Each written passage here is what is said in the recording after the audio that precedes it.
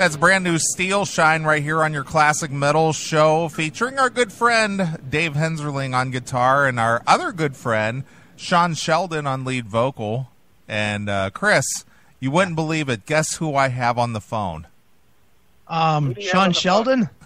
No. It's our good friend Dave Henzerling. Welcome back to the Classic Metal Show, Dave. Hey, I'm pleased to be here, and I just wanted to say welcome back to Chris as well. Thank you, sir. I much appreciate it. Welcome back yourself, man. I've been missing your big cock for at least 2 years. Yes, you guys have spent a lot of time massaging the big cock. That's right. Giving the big cock some love. I don't even know if I want to comment on that. I'm feeling very, very effeminate at this point. Yeah.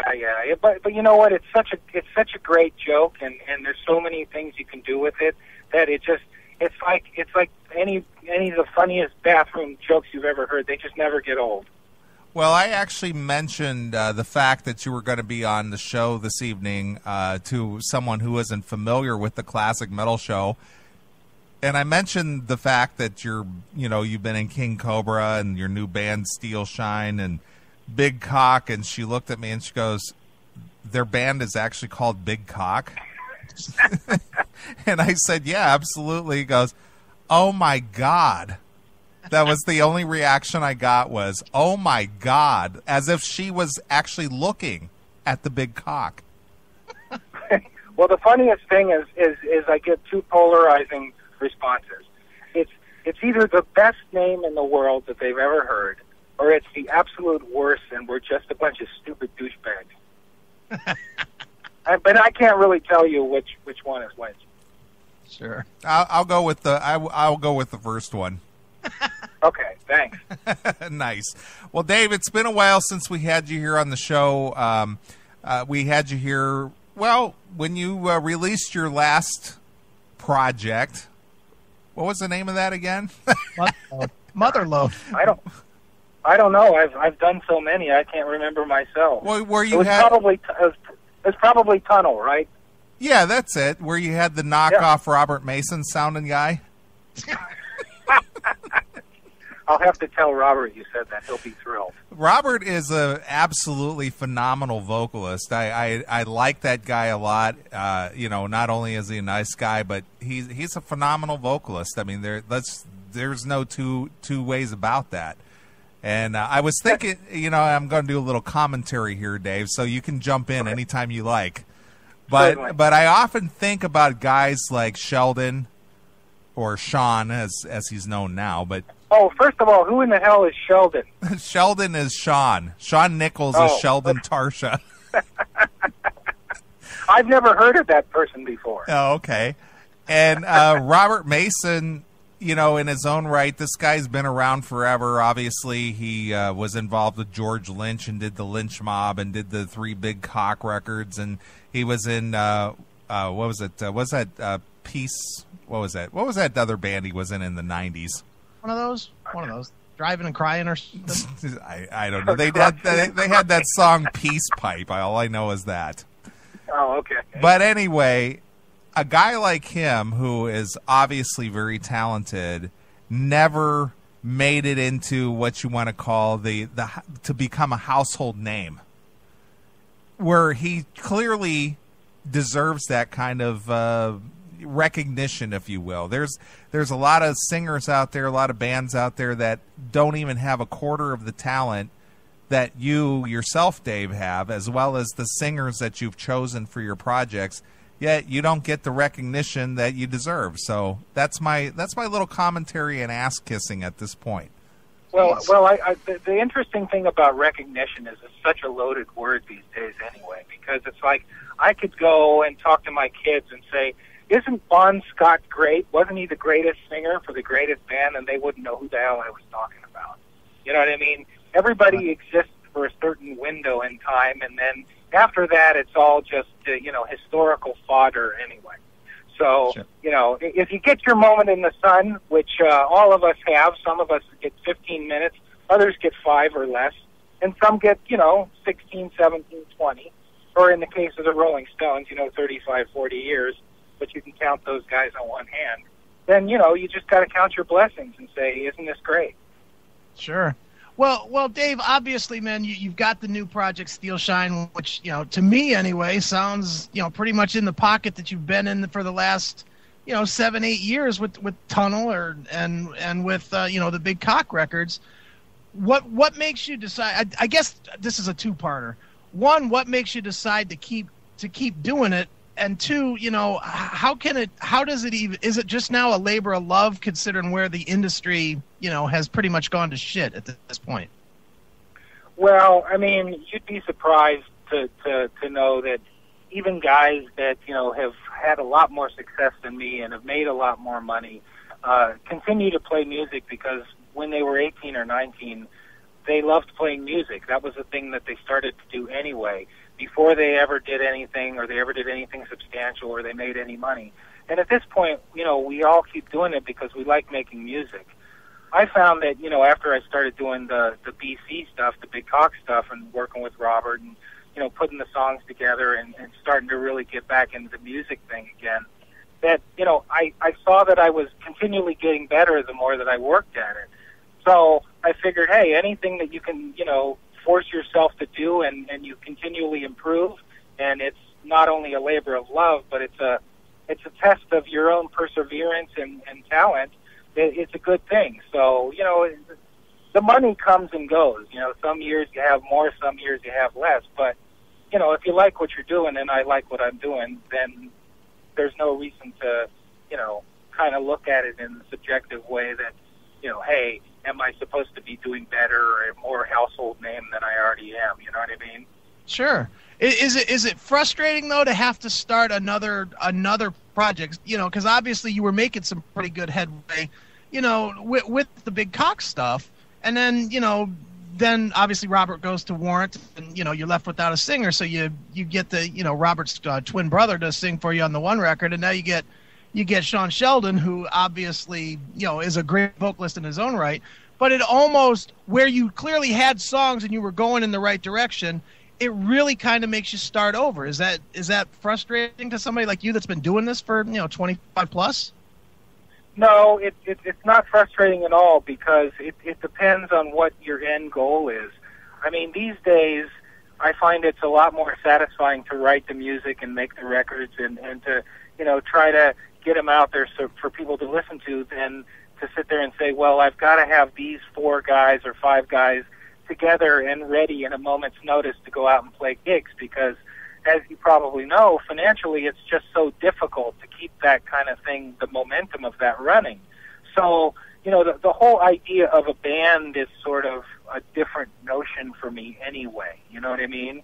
It's like doing the most recent project with Sean and then the drummer who was in Big Cock, John Covington, is that, we all kind of did it because we liked where everybody else was going and we wanted to, put together some music. Whether we say, hey, this is a band and we're going to go out and play shows and all that, that's a completely different story and a whole completely different, thrust, as you will. You know what I mean? Sure. I like how the fact that you were using the band name Big Cock and used the word thrust in the same sentence. That was right. Very provocative. That was done on purpose. Yeah, I'm still thinking along those lines. You know what I mean? It's you can never get away with it. Well, very good. Well, Sean Sheldon, as we like to affectionately call him here on the Classic Metal Show, he actually wrote and produced and performed the Classic Metal Show theme song. Right, I know that. And how did you come across Sean Sheldon, and how did you select him for this Steelshine project? Well, that's an easy one because a couple years ago, I live in Phoenix, Arizona, and some of my old high school buddies are in this other band called Icon. You probably heard of them. They're sure. Like an 80s rock band. And so I went to the NAMM show in January a few years ago, and which is a music trade show in Anaheim, and went up to Hollywood and happened to see Adler's Appetite playing at the Key Club one night. and I saw Sean singing. He was the singer, and I was totally blown away because he was doing all the Guns N' Roses, the Axl songs, hitting every single note perfect, and never getting tired over singing all those songs for like an hour and a half. Right. And I go, oh my God, this guy's amazing. So, you know, a little bit later, I was talking to my buddies in Icon, and they were thinking about doing some stuff, and I said, you know, I saw this guy out in Los Angeles, and I think he would be perfect for Icon, and, you know, if nothing else, he can sing all the old stuff, you know what I mean, because they just don't make guys like that anymore. So, yeah, I heard they closed that factory down. I think it was in Burbank, and they closed the factory down where they made guys like that, you know, so... It used to be a branch of the Skunk Works, I think, so... but go ahead. But Sean started playing in Icon, and we did a couple shows. I actually just, you know, since they're my old friends, I just kind of hung out with them and played bass. You know, they didn't have a bass player, so I wasn't even playing guitar. And we did a couple shows and got to be friends. And you know, Icon they haven't been really doing that much. So, you know, when they do some shows, we would do it. And, you know, then it'd be 6 months of doing nothing, you know what I mean? And I'd be doing whatever my projects were. And I called up Sean, you know, late last year, and I just said, hey, I got a bunch of new songs. Are you interested in checking them out? And he said, yeah. And he just, you know, sang the crap out of them and did a great job. So I'm thrilled. But yeah, I've known Sean for a couple years, and, you know, the reason we know each other is through the group Icon. Well, I just want to let you know, Dave, that we collectively here at the Classic Metal Show discovered Sean Sheldon first, and actually I'm going to have to speak to you off air about the royalties and the digital downloads for Steelshine, because, you know, had it not been for the CMS launching Sean out into the public, no one have ever heard of this guy. Well, it's interesting because when I met him and we started talking, another interesting story with that is in 1988, king-kobra, when we were off of Capitol Records looking for another record deal, we did a set of demos at a studio in, I think it was North Hollywood or Burbank, and years later I come to find out that the studio that we did those demos at was Sean's dad. Right. So Sean would have been, I don't know, a toddler? 12 or 15 or 19 or something like that. So it all comes full circle, you know what I mean? It's a small world in the music business. Yeah, exactly. Right. Well, another thing, you mentioned King-Kobra there, and I didn't get to talk to you, you know, for the release of this last King-Kobra record. I know that you guys probably, you know, you guys more or less did it for a record. You didn't really plan on touring or doing anything with it outside of releasing the music. What is your thoughts on the end product of that? Are you satisfied with that? Yeah, as a matter of fact, Frontiers liked it enough to have us do another one. So as a matter of fact, I'm working on the second one with Carmine and Johnny and Paul right now, and we'll probably be putting out another one for Frontiers sometime next year. As to whether we'll go out and play, I don't know. It's sort of up to Carmine's schedule, you know, if he's not playing at another Cactus reunion or Vanilla Fudge reunion. So Right. I had to throw that in. No doubt, man. Is that something that you kind of want to do? I mean, do you actually want to, you know, get back in the bus and drive around the country, even if it was just a, you know, 4 to 6 week type of a run, or is that really not interest you at this? Since you guys are friends and I speak my mind and freely now, the answer is like, hell no, I don't want to get in a bus for 6 weeks with a bunch of 50-year-old guys. I can think of a lot better ways to spend the summer, you know what I mean? Right. Sure, man. But at the same time, though, do you sometimes, when you do a project like that, now, I mean, obviously Frontiers want you to promote it and whatnot, do you feel like you can ably promote it and get it out there to the fans that are still interested without actually doing that, without actually taking it to the clubs and whatnot?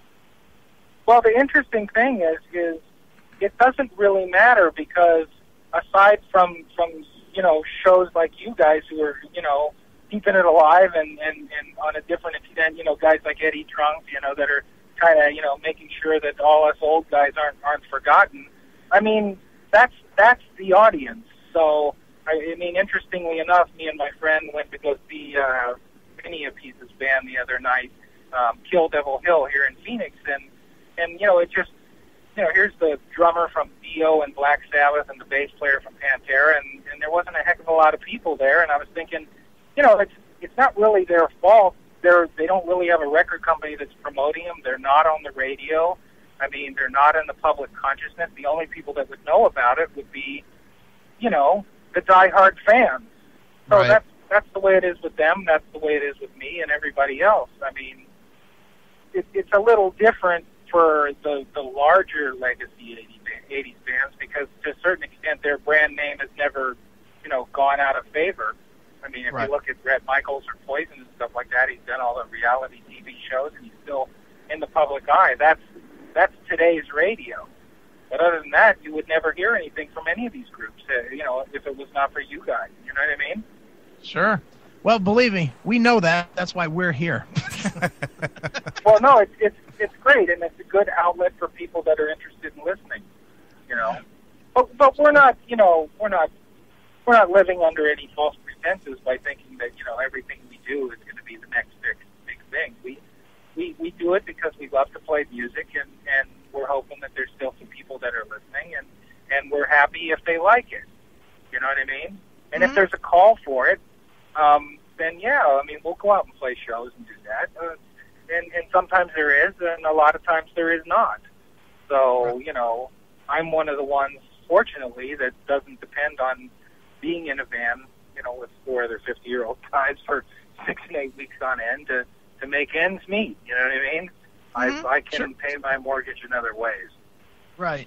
Let me go into that a little bit without actually getting into what you do outside of this, unless you want to talk about that. But, at what point, I mean, I'll go from myself personally, who owns a business, very similar to what you do, outside of doing this and other things. At what points do you feel yourself where you got to say, wait a minute, I'm infringing on, my moneymaker versus, the music, or vice versa? I don't know which one for you makes more money. I know for me, my personal business makes a lot more than the zero I make doing this.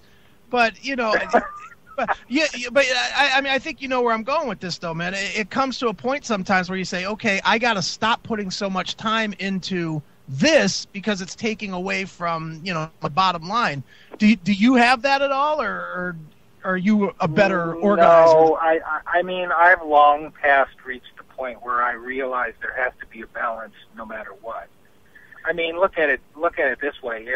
If the only thing that I did was, play guitar in rock bands, I would have to take a hard look at myself anyway and say, look, this business is not that big right now. I would have to branch out and be doing something else anyway. Like, it would probably behoove me to be, playing guitar with Kelly Clarkson, you know what I mean? Or what one of my friends does is Steve Lamette, he does a lot of music for TV commercials and film trailers and does quite well, thank you, and doesn't have to, get in a bus with 4 50-year-old guys. So, you know what I mean? I'd have to be looking at it in a different way anyway. And so, I mean, the one thing I could say is when I do want to go out and play, I would go out and play because I wanted to do, not because it was the smartest thing to do business-wise. You know what I mean? Mm-hmm. Well, I noticed, Dave, that you mentioned the fact that your fellow musicians are 50 years old. Are you age discriminator, or what's your problem? You mentioned that 3 or 4 times. No, I just think that's what we are now. So I mean, it's we're not 25, we're not 30, we're not even 40 anymore. So. I mean, things are different. Sure, absolutely. I'm just kidding with you a little bit, but well, you know what, Dave? Since you've been doing these projects on your own, be it Big Cock or Tunnel or the Steelshine, I'm amazed at the quality of the music output that you are involved with, and the fact that you do what you do better than a band that is sponsored by what's left of the music business or corporately sponsored. I mean, what you guys do is always top-notch and amazing, and I got to commend you on that. Well, thanks a lot. Yeah, and like I said, I mean, I found that, you know, as I've been doing this, at least for the last 6 or 7 years, you know, I do a different project, and it's better than the last one, and I go, well, this is interesting. I mean, you would think that it'd be starting to get stale or go downhill, in which case I'd be smart enough to say, okay, it's time to hang it up, but it seems like, you know, I feel that my songwriting's getting better. I feel that my playing's getting better, and so there's really no reason to stop. I mean, if I saw that it was starting to get bad, I think I probably would. So I appreciate that comment quite a bit, and I can say that I'm looking forward to continuing, and until that time comes when it will have to be laid to rest, and probably will be the time when I'm laid to rest as well. Well, I'm going to be honest with you, Dave. I went to see one of two of America's most, you know, what do you want to call, veteran music acts last week. I saw the band Chicago and Doobie Brothers, and those guys are well into their mid to late 60s already, and they played and sounded like they did 40 years ago. So I just don't. It's interesting because, you know, they you know, the guys that are still doing it and don't, you know, sort of give up or say, okay, I'm either too old or doesn't make me any money. I mean, if they're still doing it, they still got the fire, and the fire is what you saw. You know what I mean? You saw guys that are still interested and love doing what they do, and it doesn't matter how young or how old they are. You know what I mean? And there's always going to be guys that have talent too. I mean, it was clearly the guys in the Doobie Brothers, and you know, they had and still have talent, a lot more than you see these days with a lot of the younger kids. So, you know, my hat's off to them. Yeah, I agree. So we think we're going to have you as a guest on the show again, maybe 8-10 years from now. So I don't doubt that. Well, I'll mark it on my calendar. All right. Well, we'll look forward to your project then, Shriveled Cock, and you know, we'll have you back. Big Cialis cock. That's what it'll be. or Limp Cialis cock. Well, you know, Limp Bizkit is already taken, so. Yeah, exactly. So anyway. Well, I can tell you that there's still some Steelshine songs left to come. I'm going to probably release everything as a full-fledged record by the end of the year. I did 10 or 11 songs with Sean, and I think I've released 6 so far. Right. So, and then next year, I'll have another king-kobra record out, which I think is going to be pretty cool. And so, you know, at least I got this year and next year covered. Well, I'm going to be honest with you, Dave. I had Marcy Free on the show about within the last 2 years to promote the Unruly Child release, and I got to be honest with you, she kind of really creeped me out. The last time, my wife is from Michigan, I called up Marcy. This was maybe 2 years ago, and I tried to get together and you know, find a time when we could meet and say hello, but it never materialized. I got nothing but you know, good memories of the times we spent in king-kobra, and I can only wish the best. It's very difficult to know what to say. He, she, or it's very strange. But, well, don't get me wrong. Know, hey, he was really nice to me and stuff, but it still creeped me out. I don't know why. I just had this creepy feeling the whole time I interviewed her. So it's just kind of weird. It's just a weird vibe, man. I find it interesting that the guy that put out the Big Cock record and promotes Big Cock has a problem feeling weird about talking about Marcy Free. Exactly. But you know, there's stranger things, so we just try to do what we try to do. Right. All right, Dave. Well, it's always a pleasure here to have you here on the Classic Metal Show. Tell people where they can find these downloads. The Steelshine stuff is, you know, you'll find it on iTunes. I may or may not put it out as a physical CD, but I will have the album complete probably by around November. And just look for it on iTunes, or you can go to steelshine.net and check it out there, and I think you'll like the rest of the songs. They're pretty cool. There's a couple surprises left in store. And then, check the king-kobra stuff out next year. Excellent, excellent. All right, well, we're going to have Sean Sheldon on the show here in a little bit. Anything we should be aware of since we haven't spoken with him in a little while? He probably will clue you in on everything.